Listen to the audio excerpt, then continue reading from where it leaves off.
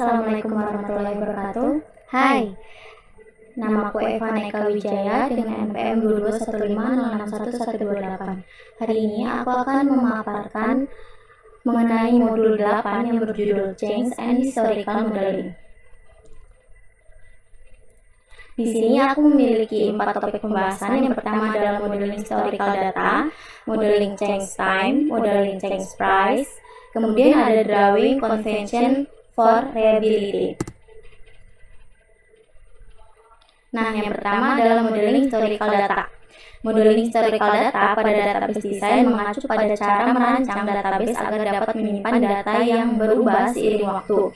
Hal ini seringkali diperlukan dalam berbagai aplikasi, terutama yang melibatkan pelacakan perubahan jejak waktu atau analisis tren dari data historis. Nah, contoh penggunaan modeling historical data dalam desain database meliputi timestamping, versioning, event logging, kemudian ada entity history, kemudian juga ada trend analysis, audit, dan compliance. Di sini ada beberapa hal yang perlu dipertimbangkan dalam pemodelan data historis pada database design. Yang pertama adalah identifikasi kebutuhan untuk melacak data yang berubah seiring waktu. Kemudian ada identifikasi entitas atau atribut data yang perlu disimpan sebagai data historis.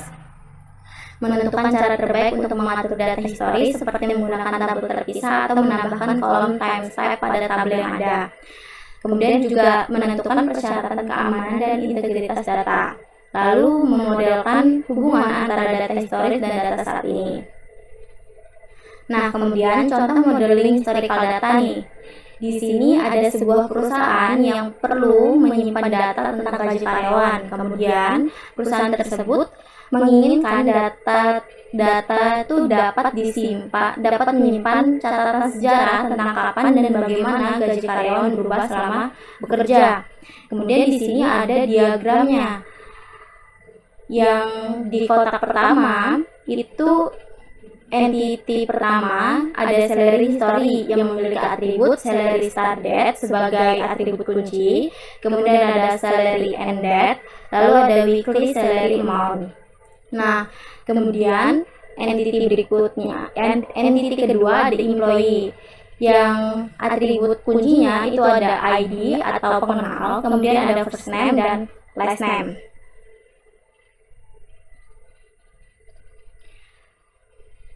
Yang kedua adalah modeling change time. Modeling change time merujuk pada proses merancang basis data yang dapat menangani perubahan dari waktu ke waktu. Ini melibatkan pembuatan skema basis data yang dapat menangkap riwayat perubahan data dari waktu ke waktu.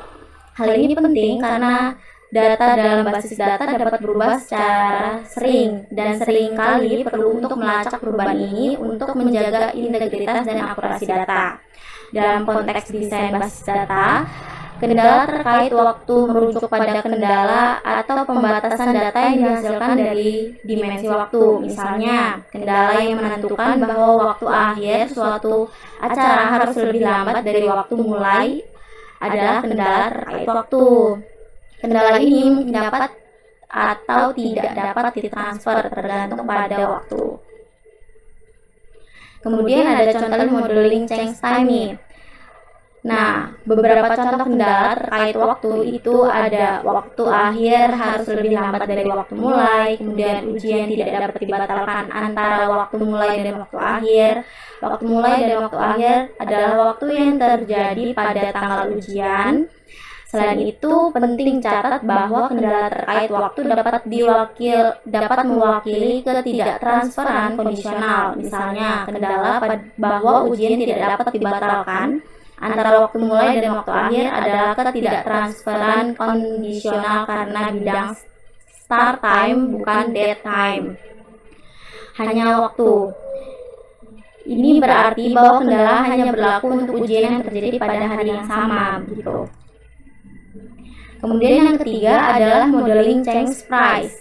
Nah, modeling change price ini mengacu pada cara merancang struktur basis data agar dapat mengakomodasi perubahan harga dengan efisien dan efektif. Ini berarti merancang basis data agar dapat mengelola dan merekam perubahan harga suatu produk atau layanan seiring waktu.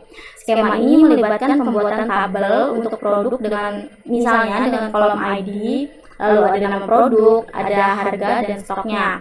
Untuk menangani perubahan harga, skema mungkin perlu mencangkup tabel dan kolom tambahan yang melacak riwayat harga atau memungkinkan harga yang berbeda berdasarkan kategori atau parameter produk. Proses perancang skema database melibatkan pembuatan representasi visual atau blueprint dari sistem pengumpulan dan pengolahan data yang dapat dilakukan menggunakan berbagai teknik pemodelan data seperti pemodelan entitas hubungan.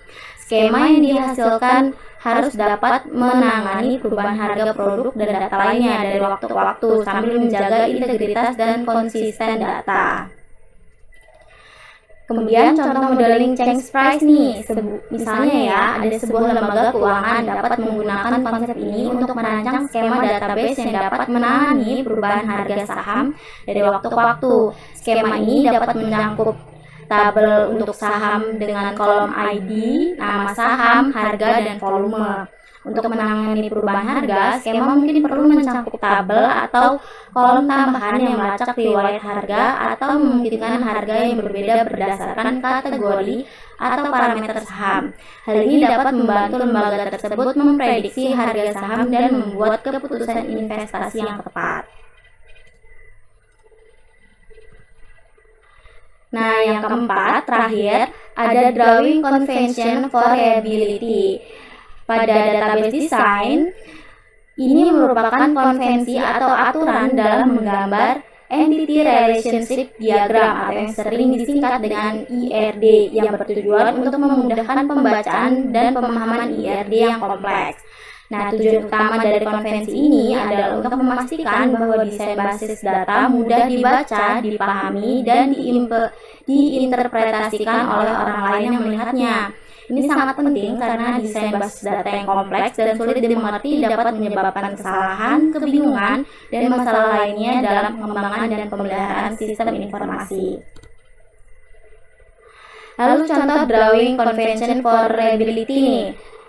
Yang pertama ada white space. Ini merupakan ruang kosong pada halaman atau poster yang tidak tertutup oleh teks atau grafik yang dapat membantu memperjelas IRD. Kemudian ada entity. Pada IRD harus diberi nama yang jelas dan deskriptif, serta diberi label yang dapat membantu membedakan antara satu entitas dengan entitas lainnya. Kemudian ada atribut. Nah, pada entitas itu harus diberi label yang jelas dan deskriptif juga, serta diberi tanda khusus untuk menunjukkan tipe data atribut tersebut. Kemudian di relationship-nya nih, hubungan antara entitas harus diberi label yang jelas dan deskriptif, serta diberi tanda khusus untuk menunjukkan kardinalitas hubungan tersebut. Nah, dengan